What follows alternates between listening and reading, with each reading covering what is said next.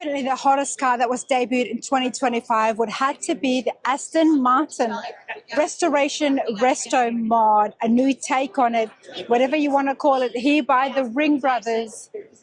We're going to have a look at the car and in detail about the build and the vision that transpired into this.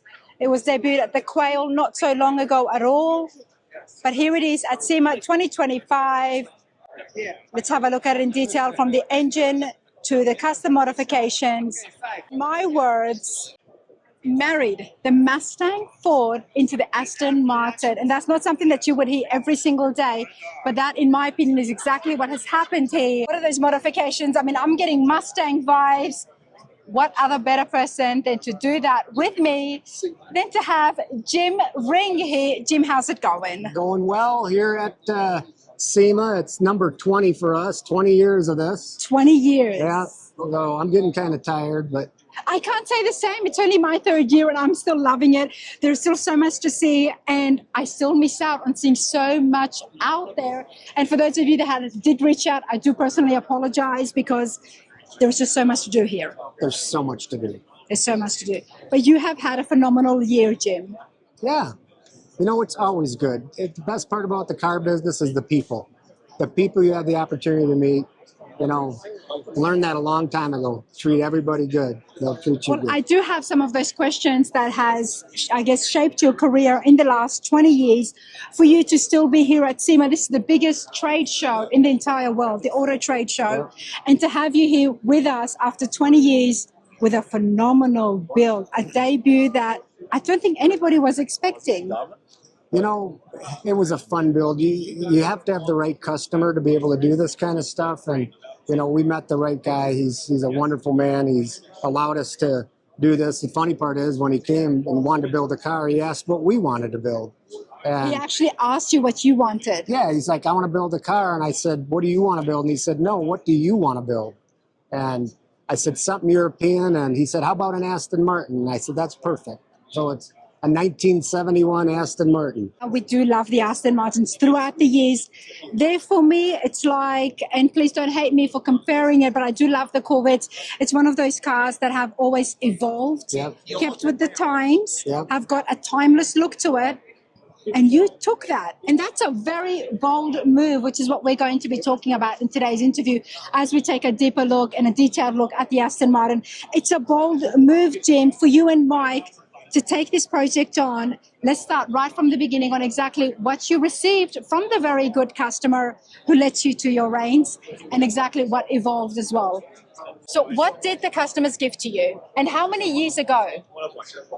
Oh, I mean, he brought us, he went out and bought a 1971 Aston Martin DBS and brought it to us. Actually, after we agreed that we were going to do an Aston, he brought us that car.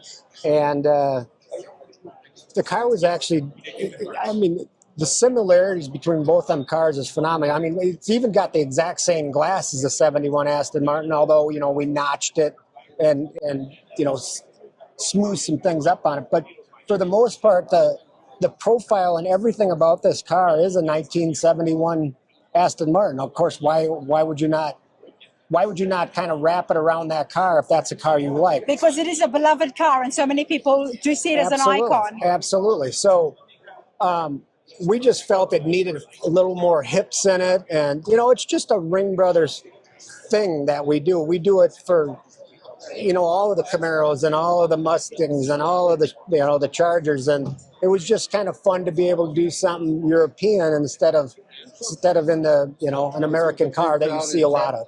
Was this the first European restoration that you had done? Well, you know, we've done Jaguar restorations, and although a few years back we had the Rolls Royce here, Correct, the 61.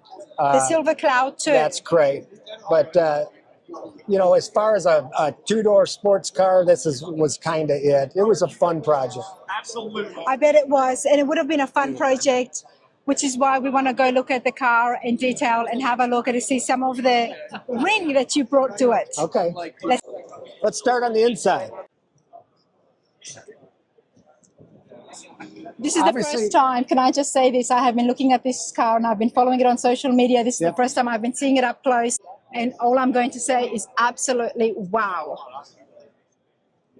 You know, we're here in the Gentex booth. There's a lot of technology put in here. The visors that they built and designed for this are the new see-through visors. So actually, as you get into the sun, they start to auto darken for you.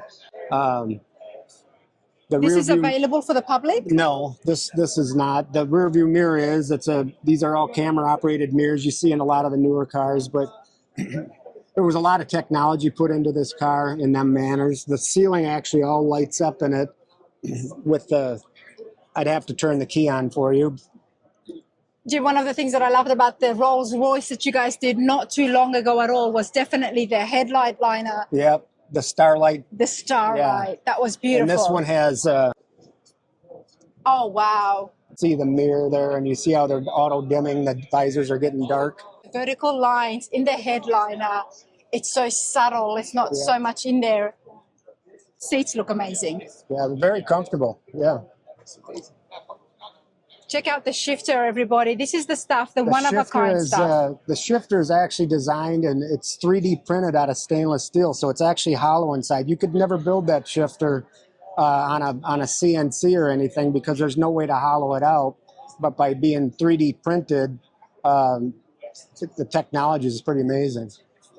It most certainly is. Now, we know that Ring Brothers have got phenomenal parts in production for the public to buy, but let's talk about the steering wheel for a moment. That's one of our steering wheels we built for this car. It's actually the hoop on it, the leather wrap portion is carbon fiber. We didn't want to leave it exposed, so we wrapped it in leather. A lot of guys that make billet steering wheels, you find that they're so heavy and they feel funny when you're driving the car because of the weight of the wheel.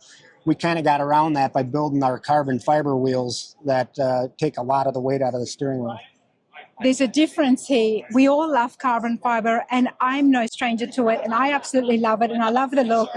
But it's only the Ring Brothers that will take carbon fiber and absolutely wrap it. Yeah. Welcome to Rana's Radar, everybody. Let's continue along. Let's talk about the gauges. How are the gauges made? Dakota Digital.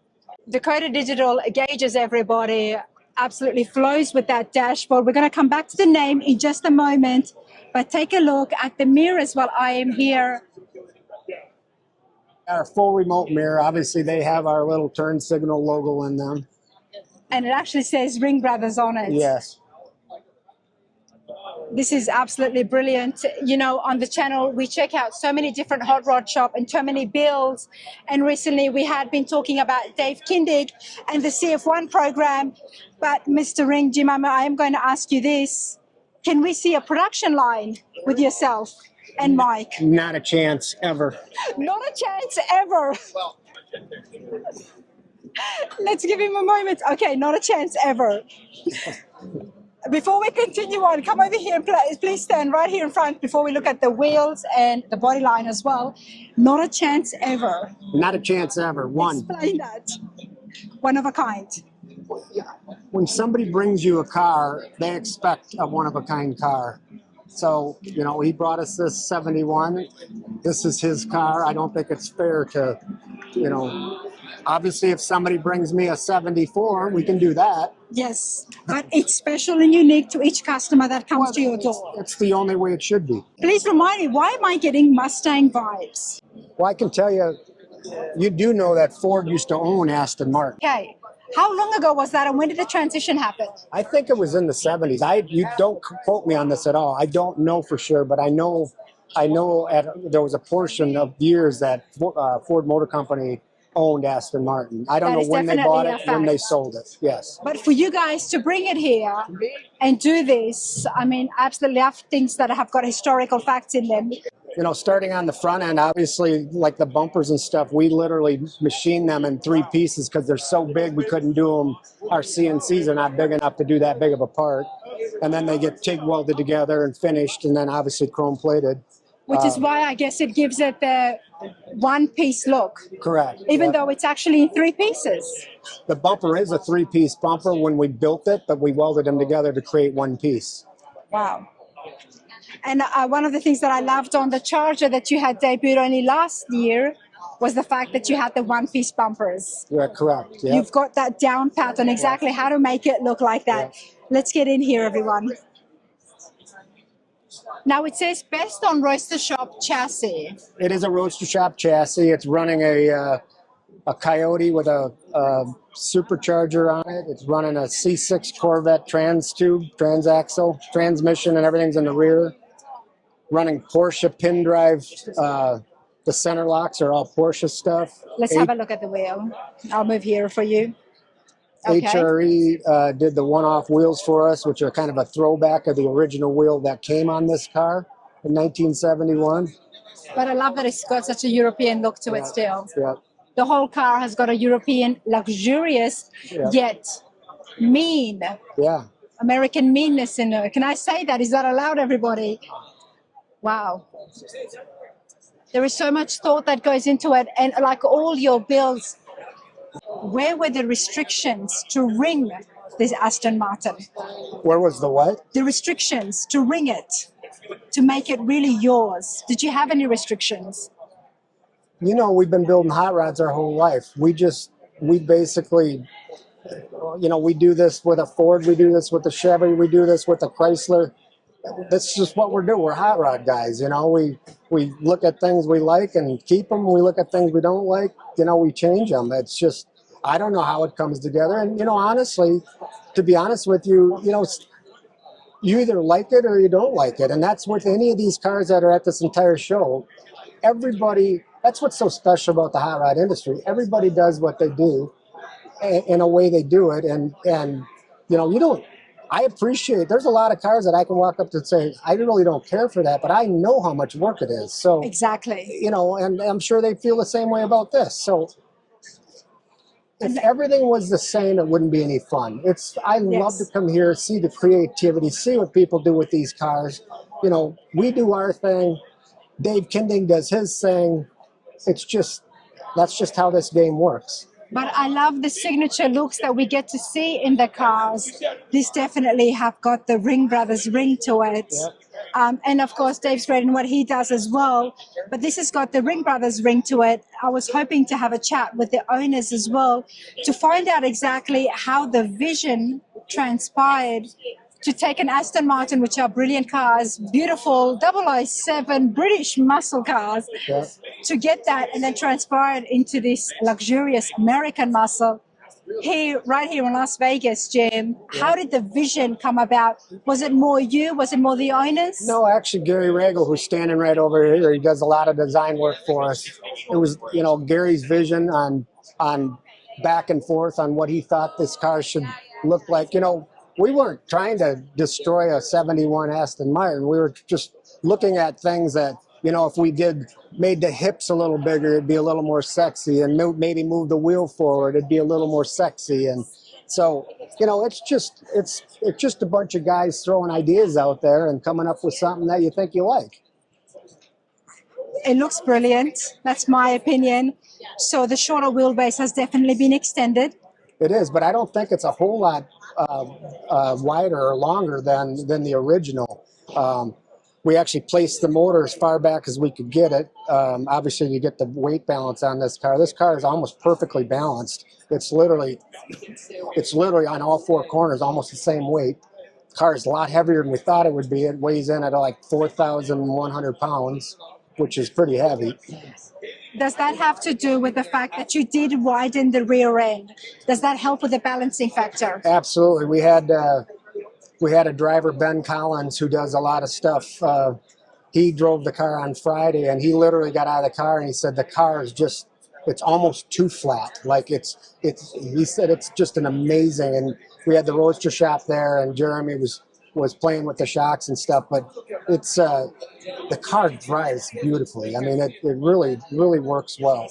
What better way to see the drivability and the capability than to actually have a driver see how well it sticks to the pavement? Yes, yes. And on that note, Jim, can we have a look under the hood? Yeah. Let's do that. Good to see you. I was chatting with you over DM.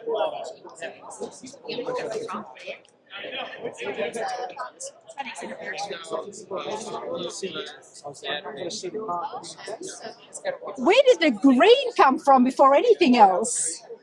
Well, as you know, a lot of the new Aston Martins, they use that really wild green on a lot of their components, and Eric, the owner of this car, owns a lot of new Aston Martins, and we just thought we could tie it in with his old one.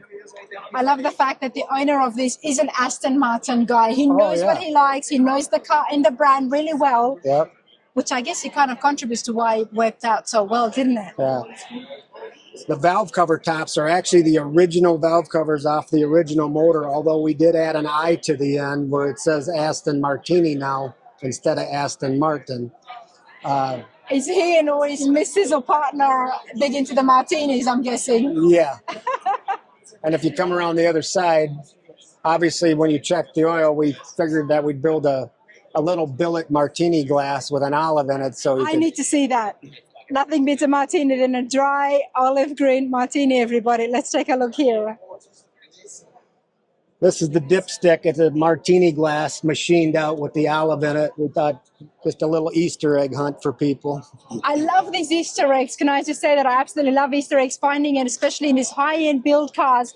This is the Ring Brothers Aston Martin, everybody, 2025 Sema. There is so much carbon fiber. It's all carbon fiber. Am I correct? That is correct, yeah. All carbon fiber. While we can see the pattern, the iconic pattern that we can recognize as carbon fiber, what about the rest of the body? It's all carbon. It's all carbon that has been then painted. Yes, painted, yes. Wow. And the reason behind that was just to make it lighter, more powerful? Well, there's a lot of ways to build a car, and carbon's one of them. Obviously, you do a lot of it in CAD, so you can really make the car right the first time. Obviously, any sheet metal car that you build, the right side may not be exactly as the left side. When you do this stuff in CAD, the way this car was designed and built, everything's right. I mean, the right door is the same as the left door. You know, it just makes it a lot more precise. A lot more precise. On that note, would you mind if I ask you this? Now, recently we did have a look at the hot rod panel and see some of the builders talk about technology and how it's shaping the hot rod industry. You are on Rana's radar, everybody. Someone who has been hand fabricating things for a long time and now embracing the new technology. What is some words of advice that you can give to future builders, future Ring Brothers of the industry? You know, you can't be afraid of technology. I don't even understand it myself. Thank God we've got a lot of young guys that, you know, we work with. We got a great team of people at our shop. Technology scares the hell out of me. Hell, I took sixth grade twice, so I don't know anything. Sixth grade, okay. And that spelling bee stung me more than once. So, but you've got the help. Yep, gotta wrap. Sorry, I need to take them and do a photo shoot with that gentleman right there. Okay, cool. You're on a tight leash, sir. I bet. Goodness, what was I saying? You need 4 more minutes of me? We see that all the time, how embracing technology does help the shop's success in the long run. I've been working with HRE a long time. They make, I think, the best wheel on the planet. This was designed by Gary Regal, and also HRE spent a lot of time on this wheel. We really wanted it to be basically to look and feel like the original wheel that came on the 71. I think they did a wonderful job with it. We actually used Porsche pin drives. We bought the Porsche stuff and used their pin drive setup to actually mount these wheels on it. It's obviously got the big Brembo brakes in it, which work wonderfully. No, it's been a, you can see all the scrubs on the tires from it being on the track. It's been ran hard, and we know it works. Ring Brothers cars, everybody, it's not just the fact that they look amazing, they look beautiful and luxurious, but they drive really well. You can take it out onto the track. One of a kind, Aston Martin, right here, with that American feel, the American muscle right behind it as well. Yep. This has been absolutely phenomenal. What can we expect next? I'm not quite sure yet. We haven't let that cat out of the bag. Well, I'm going to chase you guys until I find out exactly what's coming next. Appreciate this so much. Yep. Thank you. Thank Let's you. continue along.